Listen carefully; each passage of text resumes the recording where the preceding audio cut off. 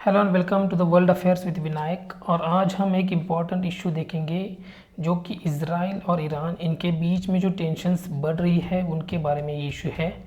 देखिए, इज़राइल और ईरान ये दोनों देश एक बहुत ही सेंसिटिव लोकेशन में हैं, जहाँ पे अगर एक मेजर ऐसे कॉन्फ्लिक्ट ब्रेक हो जाता है, if a war breaks out in this area then it will have a major implication for world overall. तो हम देखेंगे कि ये इशू है क्या और इसके इंडिया के और what are the implications for India if the war between Israel and Iran breaks out.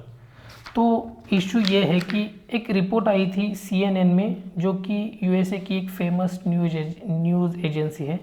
उन्होंने बताया था कि Israel is considering attacking on nuclear facilities in Iran. तो इज़राइल चाहता है कि वो ईरान में जो न्यूक्लियर फैसिलिटीज़ है उन पे अटैक करे। सो that was this report in CNN। तो इस रिपोर्ट आने के बाद इस रिपोर्ट को ईरान ने बहुत ही सीरियसली लिया और ईरान के जो फॉरेन मिनिस्टर हैं अब्बास अराकी, उन्होंने डिक्लेयर कर दिया कि अगर if Israel attacks nuclear facilities in Iran then United States directly will be held accountable, और उसके परिणाम कुछ अच्छे होने वाले हैं नहीं। So that was the issue. हम देखेंगे कि अगर इफ दिस कॉन्फ्लिक्ट एस्केलेट्स तो इसके इंडिया के लिए क्या मायने होंगे, what impact it will have on India, तो हम इस वीडियो में वो देखेंगे। तो अभी इशू ये है कि अभी जो फ्रांस में जो मीटिंग होने वाली है न्यूक्लियर समिट, 5th राउंड है उसका, जो फ्रांस में होने वाली है USA और ईरान के बीच। तो इस न्यूक्लियर समिट में जो ईरान की न्यूक्लियर फैसिलिटीज़ है, तो ईरान को USA wants Iran to be accountable for its enrichment programme in its nuclear facilities. तो ईरान का जो एनरिचमेंट प्रोग्राम है उसको कंटेन करने के लिए ये न्यूक्लियर समिट होने वाली है। अगर ये न्यूक्लियर समिट फेल हो जाती है तो क्या होता है हम आगे देखेंगे, लेकिन इससे पहले ईरान ने UN सेक्रेटरी जनरल, जो यूनाइटेड नेशन का सेक्रेटरी जनरल है, उसको एक लेटर लिखा था। उसमें उन्होंने बताया था कि अगर ये न्यूक्लियर टॉक्स फेल हो जाती है तो Iran will take special measures. तो ये स्पेशल मेजर्स क्या है उन्होंने नहीं बताया था, लेकिन उन्होंने ये डिक्लेयर किया था कि इंटरनेशनल एटॉमिक एनर्जी एजेंसी जो है, जो nuclear stockpile enrichment programme monitor करती है हर एक देश में, हमारी भी nuclear facilities are under monitor of this International Atomic Energy Agency. तो उनको हम हमारा एनरिचमेंट प्रोग्राम मॉनिटर करने नहीं देंगे, ये ईरान ने UN सेक्रेटरी जनरल को बताया है एक लेटर में। और उसके बाद और कुछ स्पेशल मेजर्स वो लेंगे, वो क्या स्पेशल मेजर्स वो लेंगे वो उन्होंने नहीं बताया। तो ये इशू है। दूसरा इशू ये है कि इज़राइल क्यों कंसर्न है, why Israel is very concern about Iran's nuclear enrichment programme. तो हमें पता है कि जो मिडल ईस्ट है, मिडल ईस्ट में जो इज़राइल और अरब वर्ल्ड, इनमें जो कुछ रिलेशंस है वो काफ़ी कुछ अच्छे नहीं हैं।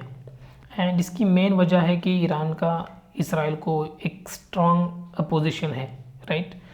तो इसराइल के लिए ईरान का न्यूक्लियर एनरिचमेंट प्रोग्राम है, ये this is an existential threat and Israel does not want Iran any kind of nuclear power it should have, right.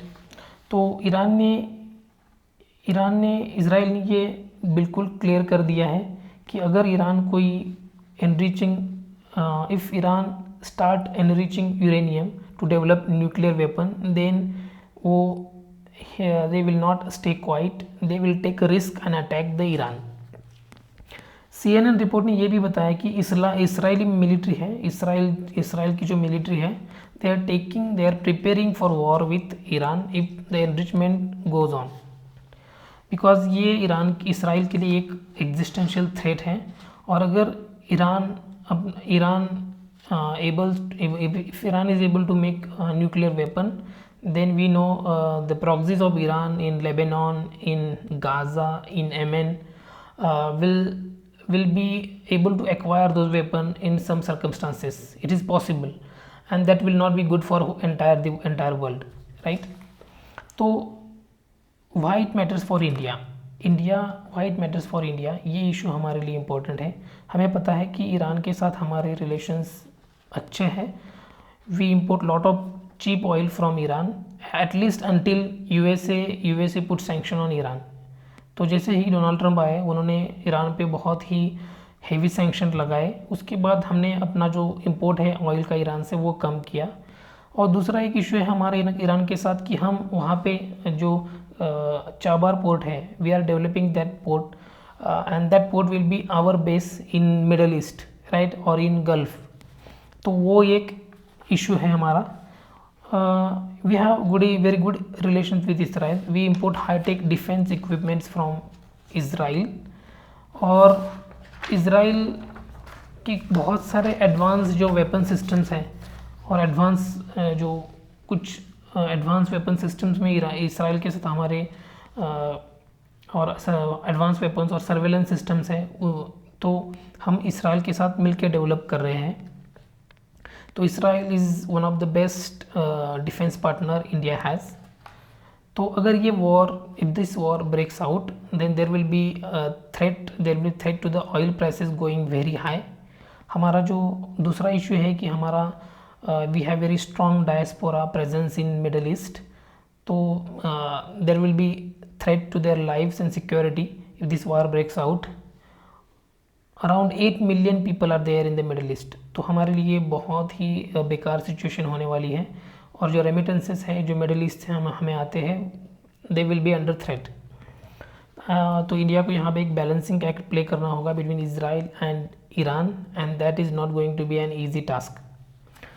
अगर so what is going to happen the next, तो जो Friday को जो nuclear summit होने वाली है between Iran and USA, so everyone wish कि वो जो मीटिंग समिट होने वाली है वो सक्सेसफुल हो जाए, and Iran and nuclear facilities of Iran will come under International Atomic Energy Agency, और Iran will stop its nuclear enrichment program। Iran ये बताता है कि जो उसके न्यूक्लियर एनरिचमेंट प्रोग्राम पे जो सैंक्शंस लगाए हैं वेस्टर्न वर्ल्ड ने, वो काफ़ी ज़्यादा, they are not really justiciable. Iran को पूरा हक है न्यूक्लियर वेपन डेवलप करने का, and Iran wants to do that. तो ईरान का ये स्टांस है। तो और ईरान ने ये भी क्लियर किया है कि अगर threats from the Israel continues, then it will not hold back. It will continue its efforts to develop the nuclear weapon, and it will secretly store that enriched nuclear somewhere away from the eyes of the Western world. So that is the issue going on. So if this war breaks out, it will stabilize the whole West Asia, and it will be very challenge for India's diplomatic strategy. So this was the issue that today I wanted to discuss. If you like this lecture, do subscribe to my channel and press that bell icon. Thank you.